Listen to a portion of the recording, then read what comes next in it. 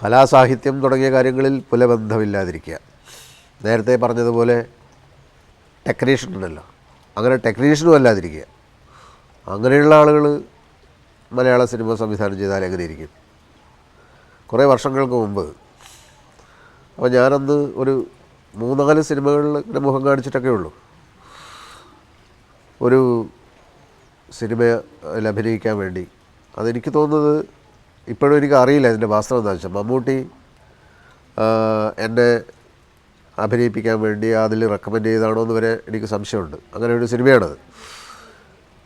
എന്തായാലും അതിൻ്റെ ആളുകൾ എന്നെ വന്ന് കണ്ടിരിക്കുന്ന ഒരു റോൾ അഭിനയിക്കണം എന്ന് പറഞ്ഞു.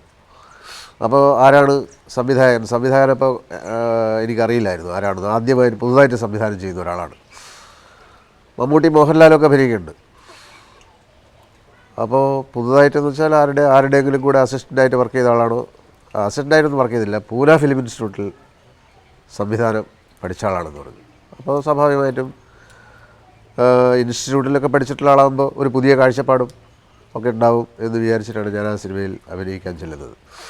അപ്പോൾ അതിൻ്റെ ഷൂട്ടിംഗ് സ്ഥലത്ത് ചെന്നപ്പോൾ ചില കാര്യങ്ങൾ മനസ്സിലാവുകയാണ്. ക്യാമറാമാനും വളരെ നാളുകളായി അസോസിയേറ്റ് ഡയറക്ടറായി പല സിനിമകളിലും ഒരുപാട് സിനിമകളിൽ വർക്ക് ചെയ്തിട്ടുള്ള ഒരാളും ആണ് ചില അസോസിയേറ്റ് ഡയറക്ടറായിട്ട്. അപ്പോൾ അവർ രണ്ടുപേരും ചേർന്നാണ് ആ സിനിമയുടെ കാര്യങ്ങളൊക്കെ നോക്കുന്നത് എന്ന് ലൊക്കേഷനിൽ വെച്ച് എനിക്ക് മനസ്സിലായി. അപ്പോൾ ഈ സംവിധായകനെ പരിചയപ്പെട്ടു. ഈ സംവിധായകൻ പൂന ഫിലിം ഇൻസ്റ്റിറ്റ്യൂട്ടിൽ പഠിച്ചു എന്ന് പറയുന്നത്. അപ്പോൾ ഒരു തവണ ഞാനിങ്ങനെ ഷൂട്ടിങ്ങിൻ്റെ അടുത്തൊക്കെ ഇങ്ങനെ ചുറ്റിപ്പറ്റി നിൽക്കുമ്പോൾ ക്യാമറാമാനോട് ഈ സംവിധായകൻ എന്തോ പറയുന്നതും, ചുമ്മാ വിവരക്കേട് പറയാതോ എന്ന് ക്യാമറാമാൻ തിരിഞ്ഞ് ഇദ്ദേഹത്തോട് പറയുന്നതും ഞാൻ കേൾക്കുകയുണ്ടായി. അങ്ങനെ പൂന ഫിലിം ഇൻസ്റ്റിറ്റ്യൂട്ടിൽ നിന്ന് സംവിധാനം പഠിച്ച് പാസ്സായ ഒരാളോട് ചുമ്മാ വിവരക്കേട് പറയാതോ എന്ന് ക്യാമറാമാൻ പറഞ്ഞപ്പോൾ എനിക്ക് സ്വാഭാവികമായും കൂടുതൽ കാര്യങ്ങൾ അറിയാൻ ഒരു താല്പര്യം ജനിച്ചു. അപ്പോൾ കാര്യമായൊന്നും പിടികിട്ടിയില്ല. എങ്കിൽ പോലും ഷൂട്ടിങ്ങിൻ്റെ ദിവസങ്ങൾ അങ്ങനെ മുന്നോട്ട് പോകും. എൻ്റെ ഷോട്ടുകളൊന്നും എടുത്തിരുന്നില്ല.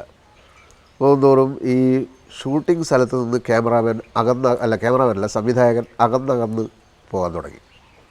എന്നുവെച്ചാൽ ആദ്യമൊക്കെ ഉള്ള ദിവസങ്ങളിൽ സ്റ്റാർട്ട് ആക്ഷൻ എന്നൊക്കെ പറയുമായിരുന്നു. അതും നിർത്തി അത് അസോസിയേറ്റ് ഡയറക്ടർ തന്നെ ചെയ്യാൻ തുടങ്ങി. അങ്ങനെ ദൂരെ ഈ ക്യാമറാമാനെ അസോസിയേറ്റ് ഡയറക്ടറെയും പേടിച്ച് നിൽക്കുന്ന ഒരാളായി സംവിധായകൻ പുറകിലേക്ക് മാറുന്നത് ഞാൻ കണ്ടു. അപ്പോൾ മമ്മൂട്ടിയുടെ അടുത്ത് മോഹൻലാലിൻ്റെ അടുത്ത് പുള്ളി ഒന്നും മിണ്ടില്ല. കാരണം അപ്പോൾ അവരൊക്കെ കുറച്ച് പേരെടുത്ത് കഴിഞ്ഞിരിക്കുന്നു. എൻ്റെ ആദ്യത്തെ ഷോട്ട് എടുക്കാൻ വന്നപ്പോൾ ഒരു സംവിധായകൻ എന്ന നിലയിൽ പുള്ളിയുടെ ആ ഒരു സംഗതി പുറത്തു വന്നു. എന്നെ മാറ്റി നിർത്തി ഒരു വീട്ടിലാണ്. അപ്പോൾ ആ വീടിൻ്റെ പുറകിലേക്ക് എന്നെ വിളിച്ചുകൊണ്ട് പോയി. എന്നിട്ട് പറഞ്ഞു, ഈ ഷോട്ട് നിങ്ങളുടെ ആദ്യത്തെ ഷോട്ടാണ്, ഈ ഷോട്ടിൽ ഒരു കലക്കണം എന്ന് പറഞ്ഞു.